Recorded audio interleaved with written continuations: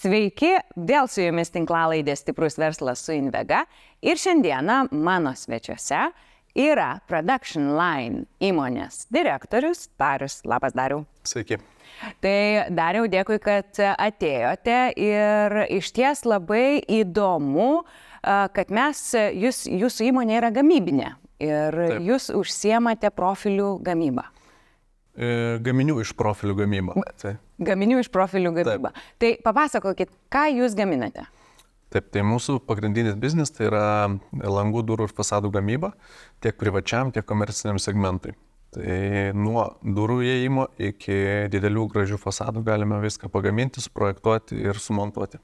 Dariau, aš žinau, kad jūs dabartinėje savo įmonė yra gan jauna, yra 2 metai.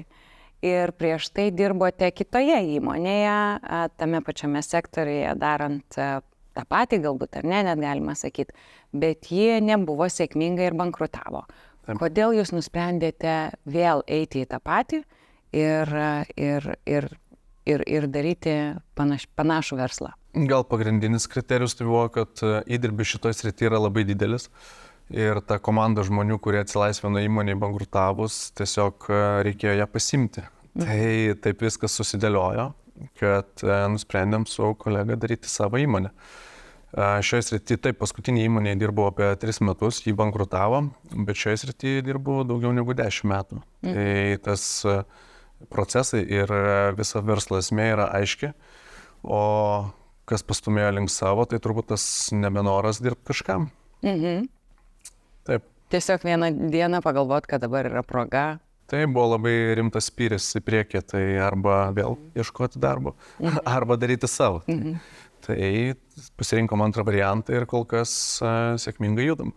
O kokios yra pamokos, kurias galbūt išmokote, ką daryti kitaip, nei prieš tai jūs sudarius įmonę? Na, tų pamokų tikiu, kad dar bus, mes dar vis esame jauna įmonė, dar mokomės, bet pagrindinis dalykas tai turbūt diversifikavimas.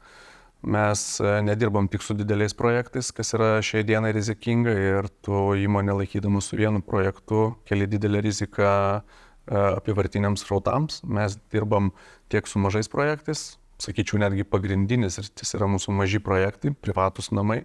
Ir šalia dirbam su komerciniais, kurie padeda palaikyti balansą ir apyvartinės. Tai mūsų modelis yra šiek tiek kitoks negu prieš tai įmonių, kuriuose dirbam. Kas šiuo metu yra sunkiausia gamybinė įmonėje ir ypatingai kuomet ekonomika, tokia dabar abejotina jos veikumas? Šiuo metu turbūt sunkiausia yra žaliavų kaina, kuri nėra dar tiek stabilizavusis, kiek norėtųsi. Ir kas kartą atėjus rudeniui gaunam pranešimą, kad tarkim brangs stiklo paketų žaliava, atitinkamai brangs patys gaminiai. O tai yra, vadinkim, mūsų pagrindinis sudėdamoji dalis mūsų gaminiuose. Tas yra skausminga, to prognozuoti negali, kiek tai bus. Pavyzdžiui, pernai ruduo buvo itin neprognozuojamas. Ir kaina šoko kartais.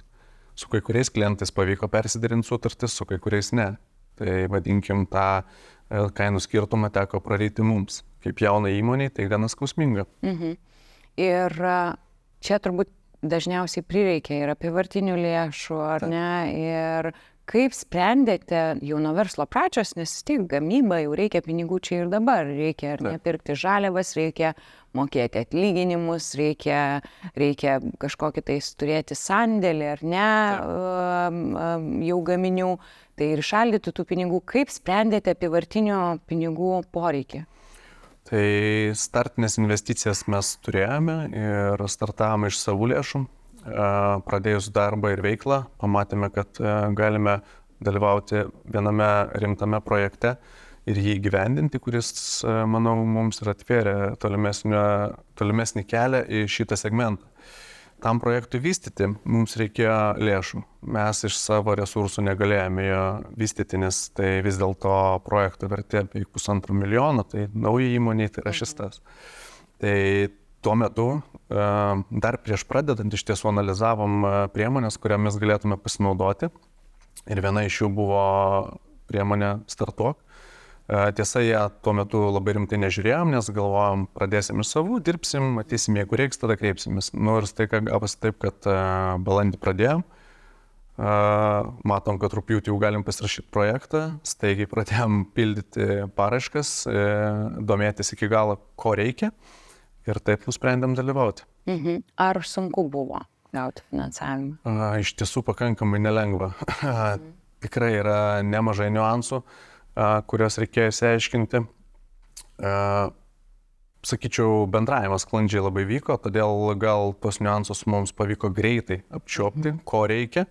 Praktiškai 90% kriterijų mūsų įmonė atitiko. Reikėjo tik tai tam tikrų niuansų, ką reikėjo pakeisti, patobulinti, kad atitiktume 100%. Tai tiek iš mūsų pusės, tiek iš Invegos pusės bendravimas vyko sklandžiai, gal tas ir pavyko realiai sklandžiai ir greitai įsisavinti lėšas, nes mums reikėjo, patikėkit, greitai. Tai mes šitą procesą praėjome, kaip ir sakau, ne itin lengvai, bet pakankamai sklandžiai.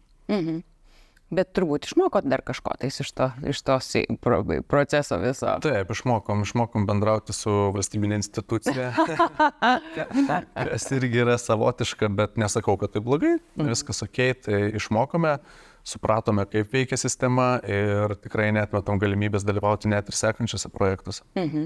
Kiek tai jums padėjo įmonės augimui tolimesniam skolintos lėšos?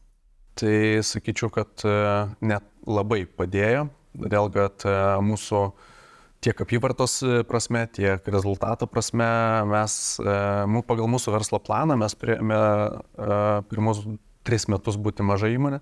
Šiai dienai taikom jau vidutinės, nes pirmus metus apyvarta planuota vietoj 250 000, nes mes pradėjome metų vidury.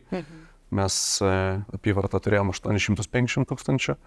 O šiemet jau planuojam užbaigti su 2 milijonais. Tai, manau, padėjo, nes tas augimas mūsų yra pakankamai staigus, bet kol kas subalansuotas. Kokie dabar jūsų artimiausi planai? Ką ketinate imtis kokiu projektu? Ar diversifikuoti? Ar naujų idėjų jau turit? Šiuo metu dirbame ties diversifikavimu ir turim naują gaminį sukūrę. Vadinkim tas projektas, kuriam skolinomės iš Invegos, jis jau pradeda nešti grąžą.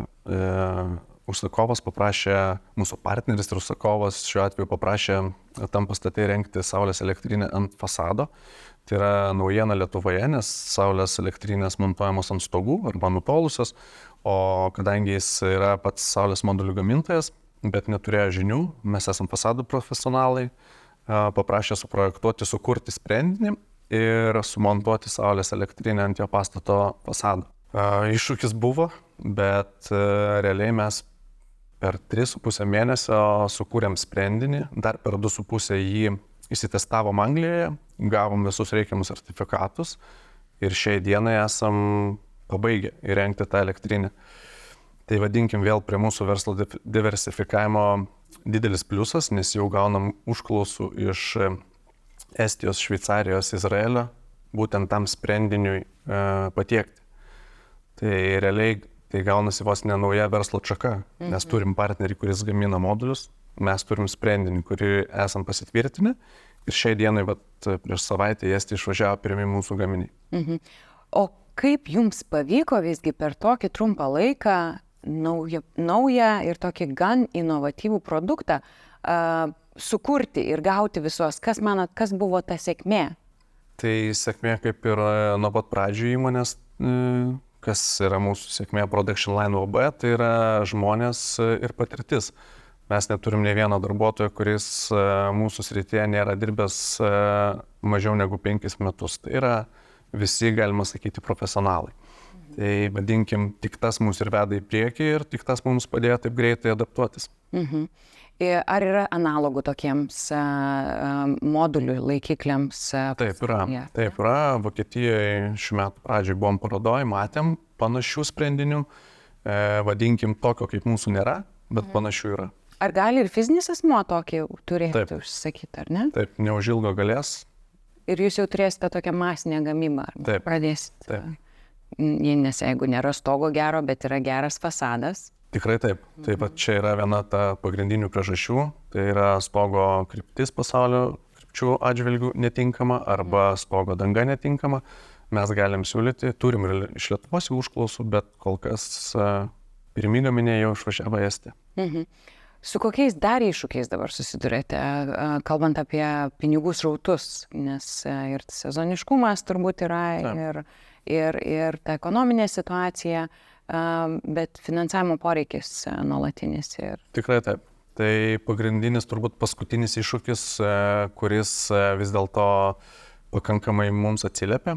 Mes analizavome rinką ir domėjomės ir dirbom ties to, ko reiks naujai įmonė, kaip mes toliau galėsim valdyti savo finansus. Ir vienas dalykas, ką turėjom teorinės žinias, praktikoje jos pasirodė kitokios. Tai yra būtent draudimai naujoms įmonėms. Šiai dienai statybų sektorius patiria nestabilumą ir draudimai atsisako drausti mažas įmonės ir ypač naujas mažas įmonės, matydami didesnę riziką. Todėl mums susigrąžinti finansus, kurie yra sulaikyti už projekto vykdymą, nes tai yra normalu, mums tapo sudėtinga ir sužinojom realiai po ilgo įdirbio, po daug apskambintų draudėjų, daug susitikimų, daug vizitų ir viso kito, sužinojom, kad vis dėlto nepavyks mums to padaryti taip lengvai. Tai be abejo mūsų finansiniams eilutėms atsiliepia. Todėl vėl kreipėmės į Invegą ir paprašėm susimažinti įmokas. Parašėm prašymus, pateikėm reikalingus dokumentus, kadangi įmonė tikrai veikia sėkmingai, tai dokumentų pateikti problemos nebuvo. Ir prieš porą savaičių gavom teigiamą atsakymą, kad viskas gerai, galim tą padaryti. Tai pusę metų tiesiog susimažinom įmokas ir dabar po pusmečio kaip tik galėsim gauti draudimus, pasiimti sulaikytus pinigus ir vėl toliau tęsti.